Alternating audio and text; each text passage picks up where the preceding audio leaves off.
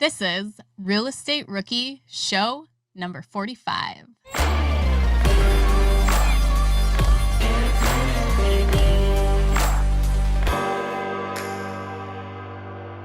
My name is Ashley Kerr, and I am here with my wonderful co-host, Tony Robinson, and I've been trying to hide during the whole interview because I'm wearing the shirt that he got me for Christmas. And Tony, I wanted to say thank you in person very much.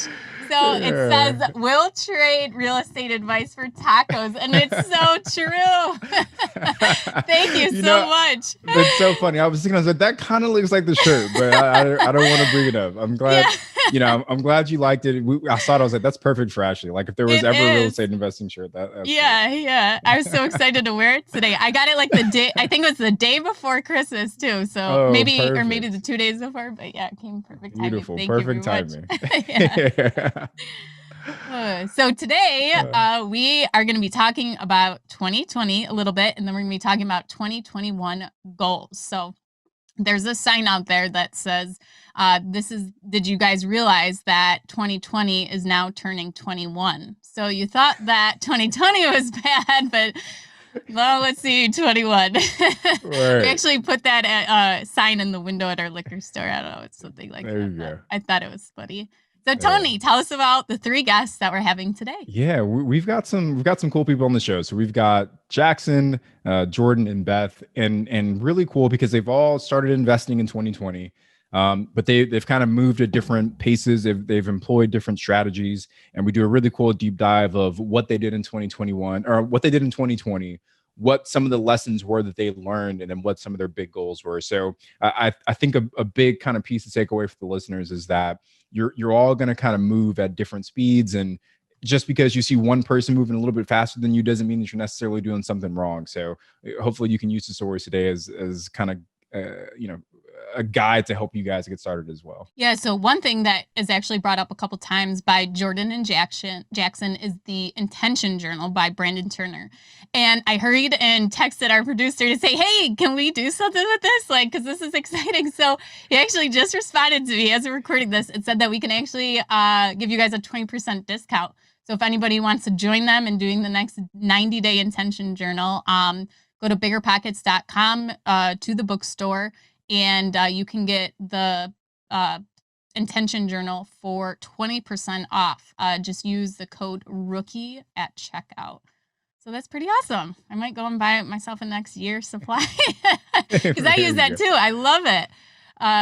So yeah, all of our guests, super excited to bring them on and hear what their goals are. And then we're going to have them back in 6 months and at the end of the year, see how they did. So let's meet Beth, Jackson. Sorry, really quick before we bring them on, before we meet them, we got to talk about Tommy Boy. Before we bring them in, we got to talk about Tommy Boy. You watched it. I finally watched it. I get the references now. I know what a Niner is and walkie-talkie and something about putting your head up somewhere that it shouldn't belong. So I learned a lot of good things. So thank you for making me watch that, and it was a good laugh.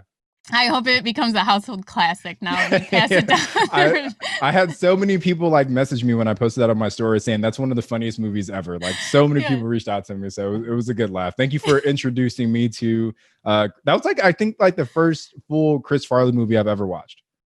Oh, really? I've never seen a Chris Farley movie start to finish. So it was good. Okay, now I'm just going to keep sending them to you. Yeah.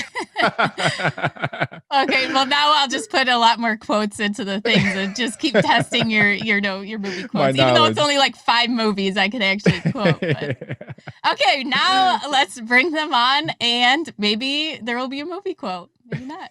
Good morning. We've got a really cool show lined up for you listeners today. We've got not 1, not 2, but 3 rookies on the podcast with us, and we're going to dive into their stories. We've got Jordan Crockett, Jackson Seedott, and Beth Henson. So super excited to get you guys on here. We want to start obviously by recapping 2020 and what you guys wanted to do for this year, and then we'll kind of roll into the 2021 goals from there. So Beth, if you want to start us off, what were some of your goals for 2020? How did you do compared to those goals, and what were some of the lessons that you learned? So 2020 was my first year as a real estate investor. And my goals are pretty simple. I wanted to acquire 10 units in my first year. And Right now I'm at 6. At the first week in January, I'll close on 3 more. So I'll be at 9. I'm kind of rolling that in. I didn't buy my first property until February of this year. So, yeah. So That's at really 6 right good. now. That's awesome. Yeah, thank you. I actually don't feel like it's that much. I feel like I could do more. Like it doesn't, now that I've done it, I'm like, I could do a lot more. So Beth, I want to pause really quick because that's you're kind of saying that really nonchalantly and casually, but like to get 6 units in 1 year as a first time investor is a big accomplishment. What were some of the things you felt you did that set you up to be able to move as quickly as you did? Starting in February and us now being in December to get 6 units. Well, I mean, I think the foundation is obviously education. You've got to know your fundamentals. You have to know what is a deal. I think, I mean, that's in that, with that comes the confidence to take action. And I think that once I got to a certain point, I knew that I just had to rip the Band-Aid off and just go. And I also knew that once I got started, I wasn't going to slow down. So that's awesome. But yeah, I mean, yeah, it's really, it's fun. So yeah, I want to just keep growing and scaling from here. Yeah. And just give us a quick overview. Are all of those 6 units, are they single family homes? Is it a little bit of multifamily? Just what's that 6 units composed of? My first 2 was a duplex, and then the rest are all single family homes from there. And the 3 unit that I'm closing on in 2 weeks is a 3 units, a triplex. So, but it's mostly single family homes. I really kind of prefer single family homes right now. They cash flow just as well. And I don't know. I think the tenants are going to be there for a long time. I think they love their home, and I don't know. I think they're a little bit easier to manage than the multifamily units. But anyway, I'm still fairly new, so we'll see. But I love building a portfolio of a mix, but I really am drawn to the single family homes right now for a multitude of reasons. But they're easily to sell if I wanted to sell them, although I don't have any plans on selling any. But I like a mix of everything. So awesome. Beth, congratulations to you for moving so quickly. Go ahead, Ash. Thank you. Beth, where are you holding your portfolfolio? Is it where you live? Are you investing out of state? So I'm based in Hagerstown, Maryland. We're about an hour and a half outside of DC, about an hour and a half outside of Baltimore, Western Maryland. So, I guess we would be considered a tertiary market. So it's a town of about 150,000 people. And that's where all of my properties are right as of now. And I continue to plan to build the portfolio there. I am aware of the importance of diversification and want to, grow and scale in other markets. So that is a goal of mine, probably not for this coming year, but maybe the next year. I do have a goal for, I'm not sorry if I'm jumping ahead too far, but I would like to purchase a couple of properties in 2021 in short-term rentals in a different market. So, but yeah, I'm in Maryland. Well, congratulations so far on what you've done in the past year. And we will jump ahead and we'll get to that in a little bit. But next, let's hear from Jackson. Jackson, can you tell us a little bit about what you've been doing this past year? Yeah. So I'm pretty new to the rookie phase, like as far as I'm still looking for my first deal.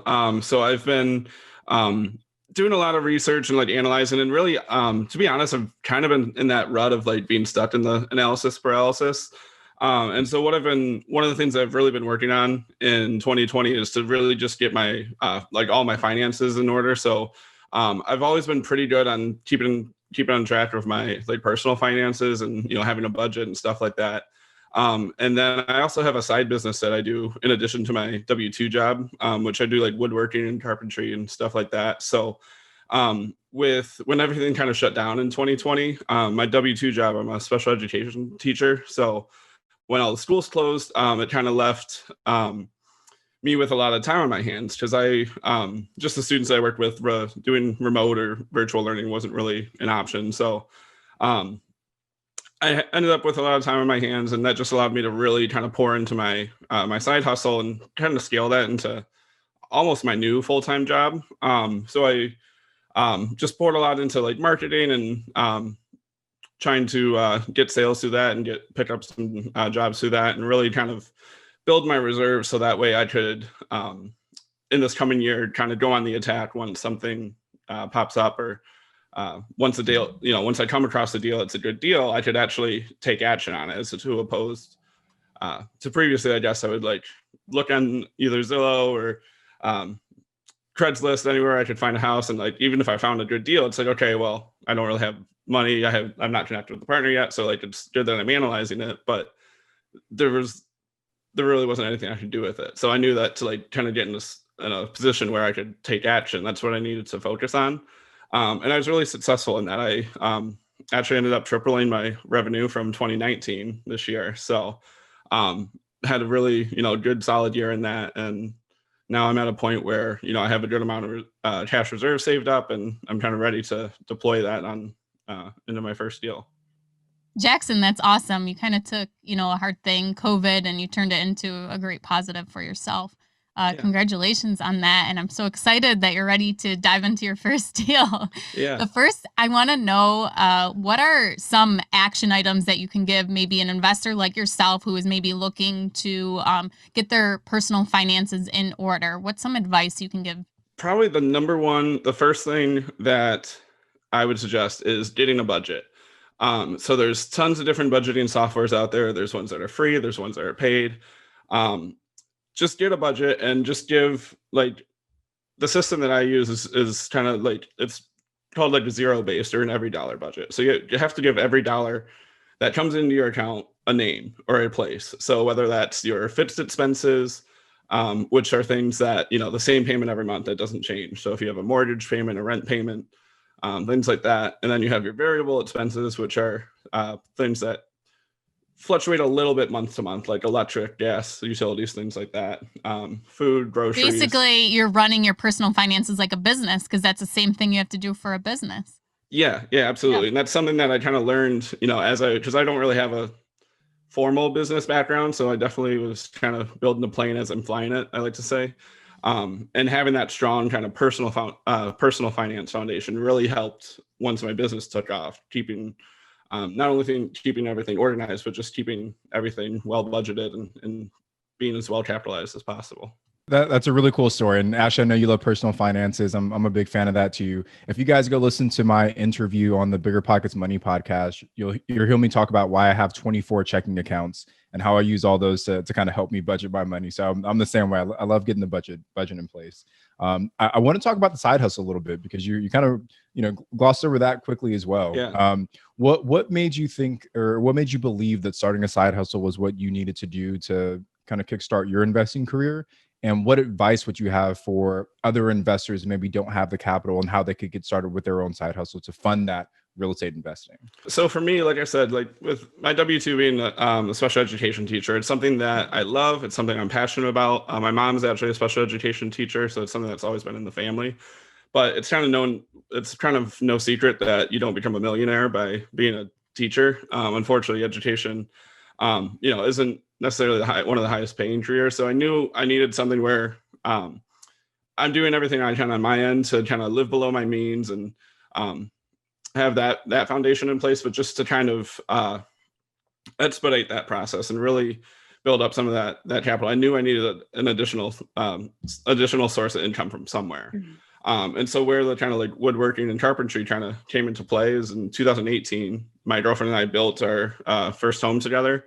And so we had this, beautiful brand new home and nothing to put in it.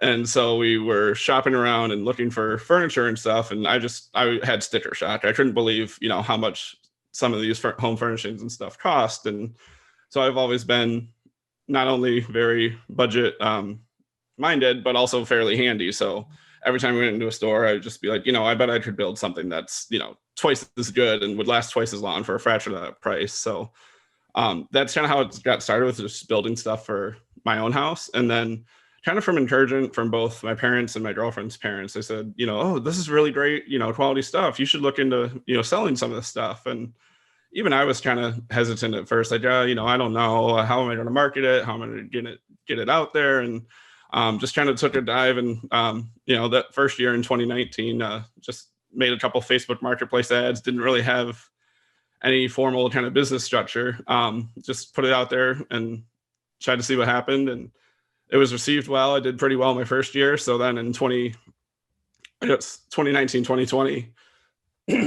excuse me, I started to take it a lot more serious, started to look at like an actual business. And so got it kind of set up with an LLC, got like a true business checking account, kept everything, for my business separate from my personal finances, and really just kind of hit the ground running from there. For the listeners, right? Not everyone's going to have a skill set of woodworking, right? That's not the lesson that I hope you guys are taking away, but it's that each of you may have some kind of skill that's marketable, right? If maybe it's not woodworking, maybe you're good at tutoring, or maybe maybe you can do some side maintenance jobs for other real estate investors. There's so many different things you can do as a side hustle to help build that revenue. So I love that you kind of dived in head first and found something that worked for you. Yeah, definitely. And one other thing I was just thinking of as you were saying that is think about what the pain points are, what you need or what you're looking for in your own life, and see how you could market that skill or market that service to somebody else. So like you said, for me, it was like, oh, I don't want to pay for expensive furniture from a big box store. Well, if I feel that way, I'm sure other people could feel that way, and I could provide a service there. Or where if maybe it's digital marketing, you're really good with Facebook and social media, and you could take that over for there's a small business owner who's not good with tech or doesn't want to take care of that. There's just different ways to be creative and think about how you could provide value to someone else. That's great. Thank you so much. And you're right. There's so many virtual jobs out there that you can do right from home to get your side hustle going. Okay, so let's go to Jordan. Jordan, can you give us a little background on what you have been going on the past year? Definitely, and one, I'm super geeked to be here. I love you guys. I love the podcast. Well, we're excited to have you. Dope. So, just as far as my journey, I guess just to start off. So I've been married 3 years in a few months, 2 or 3 months. And the first thing we did when we got married, got it out as a wedding present, was the Dave Ramsey booklet thing. So we went to this church. It was like this Catholic church, and it was like 10 other super old couples, and we did the whole 8 months of Dave Ramsey, and that was like it was mind blowing and super helpful. Helped me and my wife just get on the same path as far as money and how to operate. So from there, I was full on like, that is horrible. This is how we will run life and eventually retire. And then fast forward to like January 2020 is when I read Rich Dad Poor Dad, kind of like everybody else. That blew my mind, learned so many lessons. And from there I was on fire. I was like, I gotta figure out how to get out the rat race. And then just through several different streams and kind of understandings and just prayer, I figured out that, real estate investing was something I look more into. Got recommended to BiggerPockets. Watched the 90-day webinar on how to get your first property. 90 days later, got my first property. And it's a duplex in Minneapolis, Minnesota. So we've been house hacking and just had tons of lessons within that and just taking action. And then listening to you guys' podcast, I was listening to Taylor Naiman and reached out to him, and he has become my mentor now. So we meet on a month-to-month basis and just kind of go over things, helps me with direction, and it's been hugely impactful. So as far as like goals and things going forward, right now I'm focusing on wholesaling for a number of reasons outside of just the revenue. But that's kind of where I'm at right now, and then I can for sure go into the 2021 goals. But yeah, that's kind of the the short gist of everything. I want to ask one follow-up question, because you said you attended the BiggerPockets webinar that shows you how to get your deal in the first 90 days. And I'm sure there's been, probably tens of thousands of people that have gone on that webinar by now. And I would assume that maybe only a small fraction of people actually get their first deal in the first 90 days. What do you feel you did differently than so many other folks that have gone through that actually allowed you to take action and get that deal done in such a short time frame? Yeah, I love that question. I think it really just comes down to action. If for me personally, if I write something down, if I commit to something, it's got to happen. Through the storm or whatever, I'm gonna make it happen. So, my wife and I talked, we committed, and took the step to get the realtor, took the step to get pre-approved. And it just kind of took off from there. And I won't say like from there, we were right away saying we're going to get a duplex in South Minneapolis. It was really like, we would love to get a rental property, but worst case scenario, we'll get like a small house in Minneapolis or something like that. But the more education and reading I started to do with BiggerPockets, and the more I started, having conversations with my wife on what we want to do, what our goals want to be, and how we want to be financially free in 5 years. Real estate investing, the mountain that it seemed started to get smaller into a hill, and we really were like, all right, let's do this. We can be property managers, So I would say reading the books gave me confidence to say, all right, I can manage this property. I can figure it out. And yeah, that was it. So it helped me gain confidence. Those are great lessons. Action. Yeah, no, I'm sorry. Because Jackson, I know that your path this year was similar to Jordan's in the sense that neither one of you started the year with deals, but you guys kind of took different paths. And it sounds like Jordan was able to kind of break down the process a little bit to make it a little less scary. I guess, how does that compare with how you felt this year, Jackson? Yeah, absolutely. I was just kind of like nodding along the whole time that Jordan was talking, just because I relate a lot to like kind of what he said as far as the process was. And one of the things that really helped me is I had heard on between like this show and the BiggerPockets real estate podcast, the book The One Thing had been mentioned dozens and dozens of times. And finally I was like, you know what, maybe I got to check this book out. So I picked up a copy and read through it. And it's a great book. I mean, I highly recommend it if you haven't read it yet.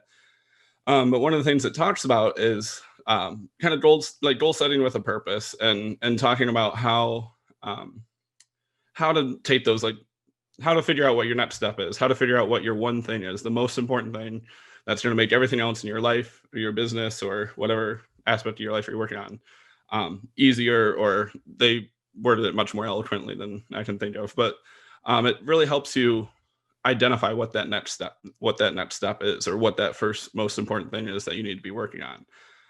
So I did that, and I worked through, starting with like, what do I want my life to be someday? And like Jordan said, like, I want to be financially free. I want to do what I want, where I want, with who I want.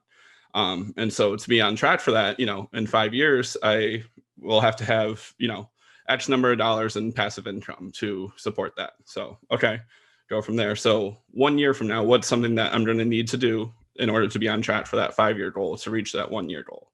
And so that's kind of where I came up with my my goal to buy my first property by the end of 2021. And so I just keep breaking it down further to my monthly, my weekly goals, and to even the daily goals, and even what's one thing I can do right now to get on track for those other goals.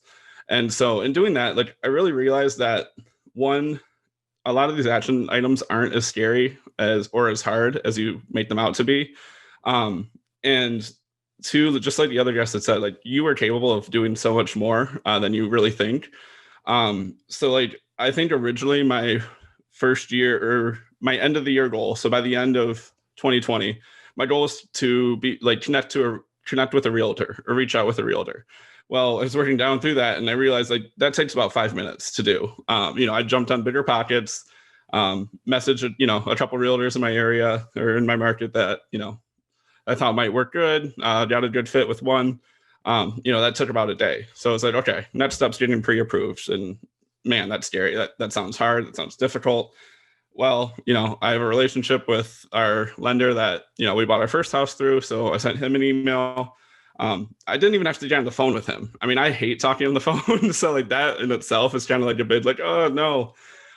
But like send over a couple documents, send them a couple things, and boom, we got pre-approved. And that took, a day or maybe like a day or two.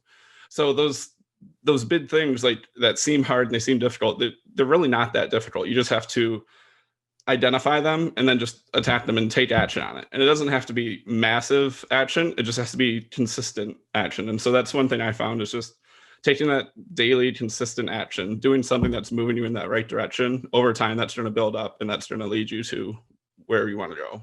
You said it's not about massive action, but it's about consistent action, daily consistent action. And if there's anything that listeners take away from this podcast episode, I hope it's that, because as we talk about goals for 2021, that's what it's going to be about. So I just had to comment on that. Sorry, Ashley, go ahead. No, that was a great thing to reiterate. The thing that I thought of when you were saying this is that the other day, Tarl Yarber was on a webinar with me, and he's a huge real estate investor out of Seattle. And he was talking about how he doesn't create a goal. He actually creates a plan. He's like, you wouldn't, build a house and hire a contractor that had a dream, a goal of building your house. You would hire one that actually had a plan. And I think what you just said is creating those action items and breaking everything down into steps is kind of along the same lines. You're creating a plan to reach that goal. So I think that was really awesome what Tarl said and what you said. So thank you for sharing that. But now let's talk about some big lessons that we learned from 2020 that have maybe prepared you for 2021 and how you're going to set your goals going forward. Beth, do you want to go ahead and start? I guess it's vetting your contractors. I mean, everyone has their horror stories. Fortunately, I don't really have any horror stories, but I've, had a couple of not so great experiences, and I've had a bunch of wonderful experiences with, the contractor that I'm working with currently. So that's a big one. Budgeting for rehabs. That's another big one. I'm currently working on a flip that I think I'm 30,000 over. And fortunately, I have the cushion in my, that I can, spend the extra 30,000. So budgeting for your rehab costs is, whether you're doing a burr, whether you're doing a flip, it's all the same. You've got to really learn your numbers to do these things. And, you get better the more you do, but, sometimes there's some painful lessons there. But those are two good ones. Okay, I mean, not awesome that you had to learn those painful lessons, but at least you're taking them as lessons and moving forward. Yeah. Yeah, everything's a lesson. All the good, all the bad, it's all a lesson. And yeah. Right. There's that one quote where it's like, you'd rather fall forward than fall backwards. So yeah. Okay, Jackson, do you want to go next? Yeah. So I was thinking about it and just kind of reiterating what I said previously. I think just that power of that persistence and that power of that consistency, and just that really like having that grit and kind of that sticking with it and sticking to it. And so like one of the things that I'm thinking about right now is now I'm at the point where I'm starting to make offers on deals, and originally it's kind of funny, like that's something I didn't think I would be doing until January, February, March, and it's like not even the end of 2020 is not even over yet, and I'm already at that point. So that's kind of exciting. And of course, almost to be expected, the first offer I made was rejected, and so that was kind of like disheartening. And it's like, oh, well, I guess I'm gonna give up and go watch Netflix for 8 hours, and investing is not gonna work, and this is dumb. And but no, you can't let that get you down. You can't let that hold you back. And you just got to think like every no that I get, it's going to get me that much closer to my next yes. So I think just being that persistence, and, it's no surprise that 2020 was a hard year for a lot of people. And just the fact that, we all got through it, that I got through it, and I came out on the other side of this in a better position than I was at the start of 2020. I think it's just, that just shows that power, that persistence, perseverance, and sticking with it. Jackson, you're dropping some bombs right here, man. I don't even think you realize it. You said every no gets me closer to a yes. And that's the exact mindset you want to have as a real estate investor, because like Beth said, there's going to be challenges, there's going to be obstacles, there's going to be things that go wrong, but you have to understand that every one of those setbacks is just you getting one step closer to your goals. So I love the mindset you've got going into 2021. Jordan, what about you, brother? What were some of the big lessons you learned last year? Yeah. So quite a few. And I just want to second what Beth and Jackson said. From Beth, like the lessons, and even if it doesn't go to your way or whatnot, it's super important. And from Jackson's piece as well. But for me, one of the things I feel like I learned a lot in just like taking action is that if you don't know something, you'll figure it out. Like I didn't know with this property I have now, my HVAC, my furnace for my tenants is in the attic, and I had no idea about that it was something that's kind of abnormal or weird, and I learned super quick that you kind of got to make a few calls before you get somebody who wants to go up there. Like I had it was leaking, so that kind of made it kind of leak through the ceiling, and I'm thinking like, oh, this is a nightmare and whatnot. But it was really like the situation was fixed within one day of me just like being able to take action. So I would say that was a huge piece for me. Another piece I've learned is really that. Let me think. Another piece. I would say another piece is that a lot of my friends, everybody just kind of talks about real estate, investing. And I've kind of figured out how passionate I am about it through taking action, through just kind of figuring out my why. And that kind of gets me through the nose. Right now with doing wholesaling, there's a lot of no's. I do a lot of cold calling with it, and like Jackson said, it gets you closer to. It really does get you closer to that yes. So I would say those are the big ones. Is kind of like figuring out that why, and with the why, just letting that push you, and then staying consistent would be for me. I want to touch on how you said, if you don't know, you can figure it out. I mean, you all kind of touched on that. What I think of when you guys are saying that is worst case scenario. So you're going into your first deal, you're going into your next deal. What is the worst case scenario that you're afraid to take action on? Figure out what do you need to take care of that worst scenario? Okay, so Jordan found out about his HVAC unit. He knew where to go to learn about how to take care of that issue. Document and put all of these processes, checklists, information, save it somewhere so that when you're ready to take that step, you have access to everything. Maybe you're afraid that something will happen and you don't have enough money. Okay, well then that's where reserves come into place, and those reserves are meant to give you that peace of mind to take care of a situation if it comes up. If you need information, there's a tenant problem, you don't know how to handle it. Well, that's where, you have the resources from BiggerPockets. You have the people in the forums. You know where to go and find those things. Fear was definitely one of the things that helped me back from getting started, but you can always find the answer. So just make sure you are prepared as to where you can actually get that answer. And then sometimes, unfortunately, and something can be fixed very easily with money. So having those reserves, again, I'll say it again, have those reserves in place can really, really benefit you and help you overcome, that fear of getting started, because you can just, find the answer through money or with whatever resources or your network you have available to you. I'm sure, Jordan, that Taylor has been a great resource for you. Yeah, he's been huge. And it's really on the piece of kind of taking action, because as I'm going, it's kind of like what they call it, like building the plane as you're flying. I'm kind of figuring out what I like and what makes sense and how I can best use my strengths And I'll just have like conversations with Taylor, and we'll talk about like how would I actually do a burr? Like what next steps would I actually have to do? And it's so funny. He just like to like plain this day. He's like, yo, just go down the street, ask the guy working on his home, if he wants to sell his house or do this or do that. And just from like doing those things, like I'll get a buyer now, or I'll build a relationship.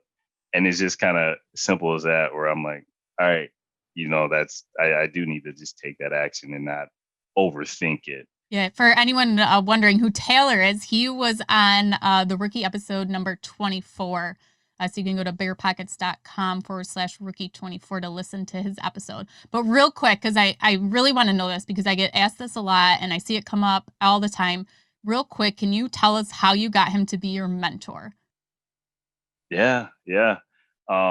So I heard the episode 24. I was like, I relate to that 100%. Not in the military, but just things he was talking about. I just loved hearing it. And I was like, that's the wavelength I want to be on.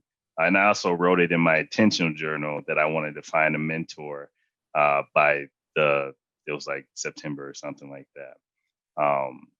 So I reached out to him, and he hit me back pretty quick. And then from there,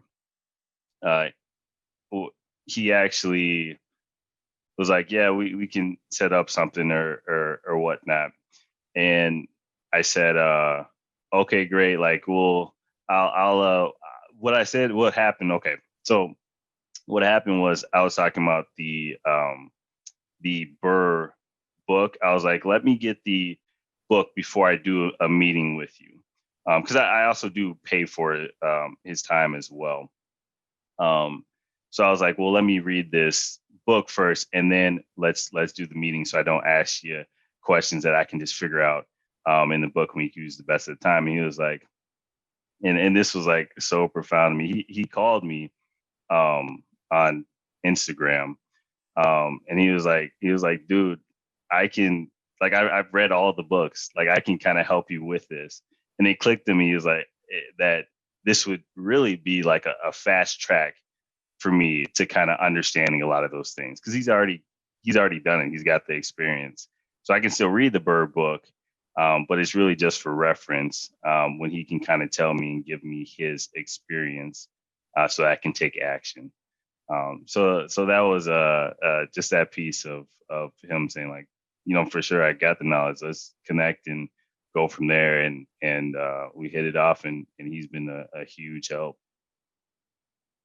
Yeah, having someone who can kind of show you the path is always helpful. And like you said, even if you don't have the resources to tap into a mentor, there's so many other ways to get that information, to get that knowledge. We've got a Facebook group with, I don't know, actually maybe like 19,000 people in there almost. And there's so much interaction and guidance there. And there's a forums, obviously. So even if, for the listeners, you're not able to maybe get a mentor for yourselves, there's so many other resources out there that can help you get started. So love that advice. Now, we spent a lot of time talking about 2020. And I'm sure we shared a lot of good stuff with the listeners, but I want to turn our attention towards next year, towards 2021. So what I want to do is we'll have each of you give us what your goals are for next year, but then also let us know how Ash and I can help hold you guys accountable towards those goals. And then we'll kind of take it from there. So Beth, if you want to start us off, what are some of your goals for 2021, and how can Ash and I help hold you accountable for those goals? Sure. I'd like to scale my local portfolio to 20 units. By the end of 2021. I'm looking to acquire, as I mentioned earlier, 2 short-term rentals, not local to me. So I'd like one, I said, maybe in like a beach destination like Florida somewhere, and then maybe like a mountain or a lake destination. So to, start to do some short-term rentals. And I want to really continue and scale my flipping also. It's not something I ever set out to do. I kind of accidentally, stumbled into flipping, and I really like it. And I think that I don't flip just to flip. I flip so I can buy more rentals. And, even though I utilize the Burr method, you still need to have those reserves and you still need to keep generating the revenue. So, it's a combination of flipping, scaling my flipping profits. I threw a pretty audacious number out there into the universe. It's a kind of a $500,000 in revenue from flips. It's kind of a crazy number, but maybe I could do it. I don't know. We'll see. And like I said, two out of the area short-term rentals. So those are the three big ones right there, as far as the numbers go. And then obviously I can take it a little bit more granular than that. I know my strengths. I know my weaknesses. After a year of doing this and really just kind of throwing myself into this, I know what I am good at doing, and I know that what I'm not so good at. And so I need to really work on those things that I'm not so good at. And those are the, kind of like the behind the scenes, all of the accounting, the stuff that Ashley loves. I don't love. The paperwork, the accounting, all of the documentation. That's not my strength. And I know that I need to just, make it a strength, and I need to get better at it so I can at some point delegate it off to somebody else. But, those types of things is like, just as important as, flipping 10 houses next year. Creating the systems and creating the processes and making this an actual business is a goal in and of itself. And I recognize the importance of doing those things in order to scale and grow my business. So, outside of that, just, as far as just generating, a number as far as passive revenue monthly, I have that goal, and that's basically, and then other investments, using the profits from flips and things like that to fund other investments and really diversifying, as an investor, those are some other goals. But those are the big three right there: the flipping, the scaling my portfolio, and yeah. So, what was your next question? I want to know what are going to be three action items that are going to get you closer to meeting those goals. What are three things that that you have to do every month, every week, or maybe you even only have to do it once to get you to those goals? I need to get better at just like documentation. So how do you get better? What's going to be the thing that you do? Are you going to set a time? So like every Monday for 3 hours, you're sitting down? Yeah. Every week I need to write down and expenses, all of the numbers, I guess, on a weekly basis. So that's one. I don't know. I'm kind of at What a about loss. for the short-term rental? What do you need to do to get that short-term rental? I need to I need to start researching other markets and really be diligent about researching what markets do I want to get into, because it's kind of, it's blue ocean. Like there's a ton of options out there, and it's a bit daunting, to try to figure out, okay, well, where do I want to go?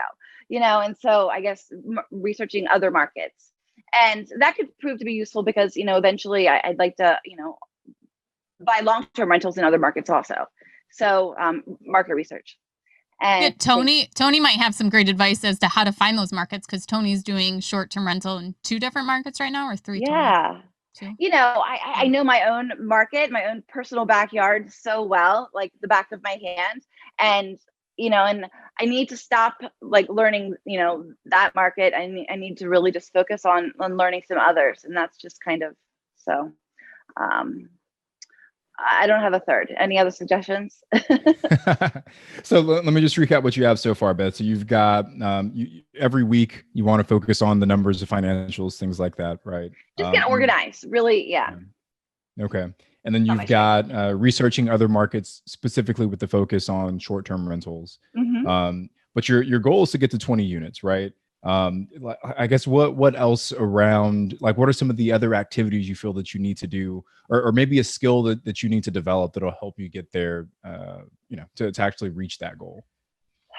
I just think overall, it's, if I want to scale and to take on more, I just overall know that I need to just develop a better system for how I do this. Instead of me doing all of the planning, I need to develop the systems and the processes so I don't have to be everywhere and do everything myself. No, it does. It does. I love it. And those are good things, right? And Ash and I will be checking up on you, making sure that we're actually taking these action Maybe items. giving me some hints and some tips and some advice, and like, well, try this, or I know that I need to like choose a new management software because Cozy at some point is just gonna like I'm gonna outgrow that, so I need to choose something different. I need to really learn how to use QuickBooks. Not good at it. Just not like I need to learn how to use that. Things like that I've kind of just like put off because I've just kind of procrastinated on those Sorry, things. really quick the things on I don't want to do. No, really quick on the accounting side. I think Ashley, you're the one that I think turned me onto this initially, but I've been using Stessa, and it's Yeah. like so much easier to use than QuickBooks Online. Like I love QuickBooks; it's a really robust tool. But if you're just starting out, Stessa's like it's all already set up. You're just kind of plugging in your expenses, and it gives really good reporting. So look into that. That's what I was actually going to go to was Stessa, and that was on the back of my mind. I'm like, I need to move to Stessa because Cozy doesn't really do that. Cozy's really just about managing like the rents, and you can keep other documents there, but I need to go to something a little bit more robust that can do a little bit more. So those are the things that I need to do. Is basically, so yeah, another action item is just transitioning over to that new management system and things like that. Yes, Stessa's like a dashboard for investors. So you can't like collect rent payments or anything like that from it, but it will gather all of your financial information. You can keep track of your income and expenses, and you can keep all of your documents in there. And it's also free. You can pay for an upgraded version, but the free one is great. Can I use that in lieu of QuickBooks then, or? Yeah. Yep. Okay. So you wouldn't need that, but then you just need your rent collection software, a separate one. I know it does integrate with some, I think like Appfolio. So even if you have a property manager, they can send you the reports and then you just enter it into Stessa. But also there are virtual assistants out there who specialize in inputting data into Stessa or QuickBooks or others. So when you are looking to transfer to a different software, you can find a virtual assistant online that will do all of that for you. You just send them what you have and then they make it all pretty and perfect in the software. Yes, that's definitely, I understand the importance of knowing how to do it myself first. So I definitely need to conquer that myself, and then I can delegate that off. But yes, but I'll learn it myself first. All right. Thank you, Beth. Those are good goals. And I love the big goal with the flipping of the getting to 500K. I love big kind of aggressive goals. So that's beautiful. Yeah, the BHAG, audacious. Yeah, there you go. Yeah. All right. Jackson, what about you, brother? What's on the docket for 2021 for you? All right. So, like I said, originally, like a couple months ago when I first sat down and decided like what kind of goals I wanted to focus on, what I want to hit, I had that first, that goal of getting my first property. And I felt like even just that was a little bit vague. So I went beyond that to say, by the end of 2021, I'm going to buy my first rental property that's going to produce at least $150 a month in cash flow. And so one of the reasons that I worded it that way is with my background in education and having to write educational goals, we use, they're called SMART goals. It's just a framework for writing goals. And so that has it, that acronym stands for specific, measurable, attainable, relevant, and time-based. So I wanted it to be specific enough. And I guess I should even add like single family, because I've looked into both single family and duplex, but just to get started, kind of for the inventory purposes, the liquidity purposes, I think single family is where I want to get started. And measurable, it's something that you can measurable. It's absolutely something that is attainable. It's relevant to my long-term goals, and it's also time-based. But with that, and kind of looking at where I've come so far, and how I've already realized, as I've kind of said before, how you're capable of achieving so much more in such a shorter period of time. Just buying one unit in an entire year is kind of like, I don't know. To me, it's a little bit of low-hanging fruit. So I kind of want to, challenge myself a little bit more. So I think Jordan might have mentioned something about how he's been using the 90-day intention journal. So I also picked up a copy of that. And so I'm going to be working through that. And so my first goal that I'm looking at is, within the first 90 days of 2020, I want to get that first property under contract. And then, from there, kind of spend the majority of the year just learning the business of being a real estate investor, getting, like Beth talked about, getting those systems, getting those processes, learning as you're going, and being that boots on the ground, having your hands in the game, so to speak. And then, just continue to work on both the investing side of things and kind of stay on my side hustle to build up, cash reserves that I have and continue to be capitalized so I can redeploy and get that second deal, maybe even in 2021. I want to challenge that goal just a little bit, Jackson, because I think, if we use your experiences from 2020 and, you realize that some of the things that you thought were going to take a while didn't take as long as they actually did. If you get that first property within the first 90 days, you're still going to have, what is that, 270-ish days, to do something else, right? I don't think it'll take you that long to get comfortable. So I would challenge you to maybe up that from one property to at least 2 for 2021, because I think you can do it. Yeah, no, I definitely agree. All right, so Jordan, there it is. Yeah. Do you want to? Can we hear your goals? So for me, 2021, I want to add $2,000 in pure cash flow for passive income monthly through rentals, and then I would like to build a team and system. So what that looks like is heavy on the networking and finding lenders, general contractors, subcontractors, property manager. And then within that subset is finding a mastermind that I relate to and can work with.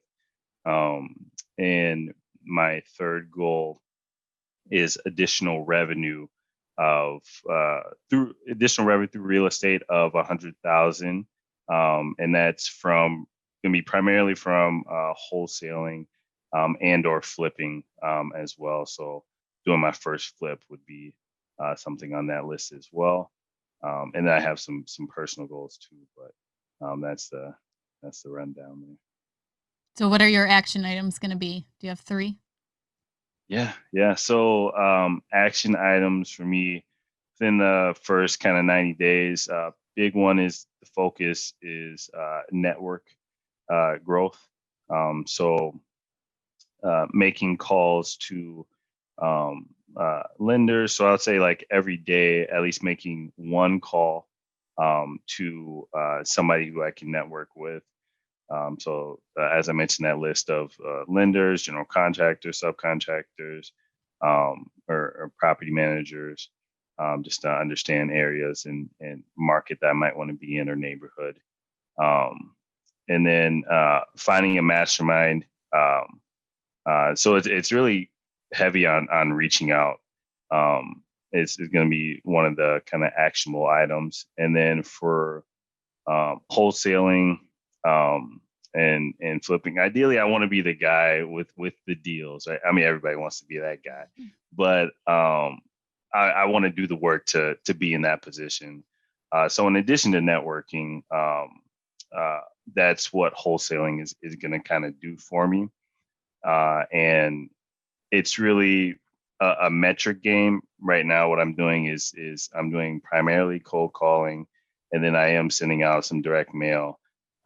And then for Christmas, I asked for a Carrot website, so I'm gonna get that up and rolling too.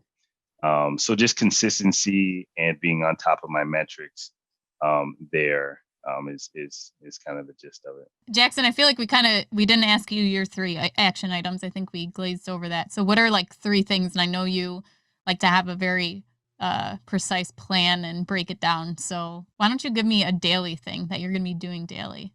Yeah, definitely. So one of the things that I've committed to and I've been doing is I spend at least 30 minutes every morning, looking at deals and then analyzing deals and kind of like Beth said, like I've gotten to a point where the market that I'm looking at, like I'm really getting to know like even down to the street level, like as soon as I see an address, like as soon as I know what street it's on, I know, is that something that I'm even going to want to look at or not? So, analyzing deals to identify properties and then just starting to make offers on those. And kind of like Jordan said, I think it's just going to be a matter of a numbers game and just making, X number of offers every week or every month and just hitting those numbers to, again, just trying to play that numbers game and be, I'm prepared to get a lot of no's or a lot of rejections, but as we've talked about before, how, it gets you closer to that yes or to that deal. And then I also want to focus on kind of continuing to scale my side hustle and just increase my business revenue just to increase that kind of second supplemental source of revenue, and that second source of income to use for, again, both investing and reserves. I love that, having the multiple streams of income. I'm a big believer in that, especially since COVID, where, I always thought like our rental income was our backup. That was our safety net. And that, it would, if anything happened with the farm, like then that would cover that. But now during COVID, it was like, when it first started, it was like, oh my gosh, our tenants might not pay rent, but like the farm was fully operating, was not affected at all. And it's like, okay, this did a total 180 on me. I was not expecting that, but that's why I love the multiple streams of income, is that you have different sources to rely on. Yeah. So we want to ask you guys what we can do for you guys to, help hold you accountable. I've already thought of homework assignments for all of you, but we want to know, how can we help you throughout the next year to make sure you guys can reach these goals? I don't know, just giving suggestions, and just, if you have an idea of something that I can do, I'm down, I'll do it. I think sometimes just knowing what to do is the challenge, like, what should I do? Where do I start? Or giving me a suggestion about, look at this website, or, have you checked this out? Just suggestions would be, wonderful, whether it's a book or, or it's a website or a person. Okay. Yeah, we can definitely do that. Jordan? Yeah. I definitely second Beth. I think it's super helpful with any direction, because you guys have been there and are superstars. So definitely just kind of giving us the ideas of where we can go and how we can kind of make best use of our time, and what action we should take is really helpful. I love reaching out, so I'm definitely going to be reaching out to you guys on specific things for sure. Go ahead, Jackson. Yeah, definitely. And just kind of, echoing and reiterating what Beth and Jordan said, like, I think that, where I'm at, like, I've done a good job of identifying those action items and kind of identifying like what I need to do. So just having those kind of like those check-ins and that accountability to say, okay, what you need to do. Are you doing the things that you need to do? And are you doing that consistently to get where you need to be? And if there's points where I get stuck, or in kind of that, man, like, oh, I didn't see this coming, because I'm sure that's going to be like every day once you get in the game, something's going to come up that you're not going to know the answer, but I think we've talked about before, like somebody's going to know, or you're going to know like how to find that answer. So just using you guys as a resource to kind of navigate my way as we go along. And I think it's kind of cool that the three of us are kind of not only in different stages of our real estate career, but also kind of focusing on different strategies and whatnot. So I think it's kind of cool to like kind of build off each other, and take things that we've learned from each other and build off those and learn from each other that way. I was just going to say, just to kind of play off Jackson a little bit, I think it'd be really dope if you guys are up to it to do like, I don't know, maybe 3 check-ins, within the year of just kind of, 90 days later, where are we at, what actions have we actually taken, and maybe celebrate wins, or you guys can, give us a little bit of insight from there, even if it's I think we could be our own mastermind. The four of us be our own mastermind, and we could hold each other accountable. Yeah. That's a great idea, and you guys are kind of reading my mind, because what Ashley and I would love for you guys to do, and I think a really good way to help hold you all accountable towards your goals, is if you're publicly sharing them, right? And obviously you're saying this on the podcast, but what would be great is if you guys can post your 2020 goals in the Facebook group, the Real Estate Rookie Facebook group, with all 19,000 plus members in there. And Ash and I will kind of post what the homework is that we've already agreed on. And at some regular cadence, maybe it's monthly, that's probably a good pace, you guys can go back into the group and update what progress you've made, right? So here's what you guys committed to get done in January. And then at the end of January, did you actually guys get it done? Here's what you committed to do in the month of February. And then at the end of February, did you guys actually get it done? So I think that'll be a good way, obviously for Ash and I, but also for the entire group to kind of be able to help and support you guys. So does that sound like a plan? You guys okay with that? Let's do it. Yeah. I'm excited for the challenge. Awesome. I think the last piece for me, right, because there's been so much good knowledge on here, and Jackson, you kind of alluded to this, is that one, you guys are all in different places, but you guys have all kind of started around the same time. And I know that sometimes as an investor, you can look at other people and say, oh man, I'm not doing enough, or, you know, hey, this person's moving that fast and I feel like I'm still here. But everyone's going to move at their own pace. And some people are gonna have the kind of risk tolerance and the mindset just to kind of go crush it and you know move super fast. And other people need to kind of take their time and build up that familiarity with real estate investing. And it's okay, right? So for those of you that are listening and haven't gotten your first deal done yet, it is okay, because you've got to move at a pace and you've got to move at a speed that's comfortable for you. So I just wanted to make sure I touched on that, because, you know, again, you guys are all in different parts of your real estate investing career, but it's important to highlight that we all have our own things that we want to do. So I'm done rambling now. Ashley, anything else you want to hit? I don't know. Where are we at? Well, I want to know where everyone can find more information about you guys and follow along your journey besides just the Facebook group. And for the Facebook group, just search Real Estate Rookie on Facebook and click to join, and make sure that you agree to the Facebook rules for that group, because I am a moderator on there and I see so many times that people don't say that they agree. So make sure you hit that you agree, because or else you can't get in. So make sure to do that. But yeah, where else can people find more information about you, Jordan? I'm on Instagram, so jcrock 2011. I'm also on Facebook, Jordan Crockett. Not so much on Twitter, but yeah, those are the big ones. My wife also does art, art by Larita, so I'm on there a little bit too, on Instagram. So yeah, that's just, and there was one thing I forgot to mention during kind of the lessons we learned. I wanted to specifically mention it because I thought it was extremely impactful, and I don't think it's talked about enough. But one of the books I read, and it's kind of part of my why too. It's called The Color of Law, and it's by Richard Rothstein. It's a book that entails like the history of America and government sponsors segregation, and it primarily focuses on like real estate and talks about like things like redlining, white flight, FHA, loan withholding from Black people and people of color, and then also like race-based loan restrictions. So I mean, if it's one thing people get from me, you know, please check out that book. It's very important to kind of understand some of those things and how it kind of impacts today and where people are at. Yeah, and Jordan, I second that. I've read that book as well, and it's definitely a mind-opening experience as you kind of read through how things were set up not all that long ago. So yeah, I appreciate you bringing that up, and it's definitely a good read. We will link it in the show notes too. BiggerPockets.com. Rookie, what show are we on? 45. There we go. Rookie 45. Okay, Jackson? Yeah, sure. So I'm on Instagram at Jackson Seedott. You can also find me on BiggerPockets, Facebook as well. I think it's just Jackson Seedott. And then I have a business page through Facebook. It's JBS Woodworking, if you look that up.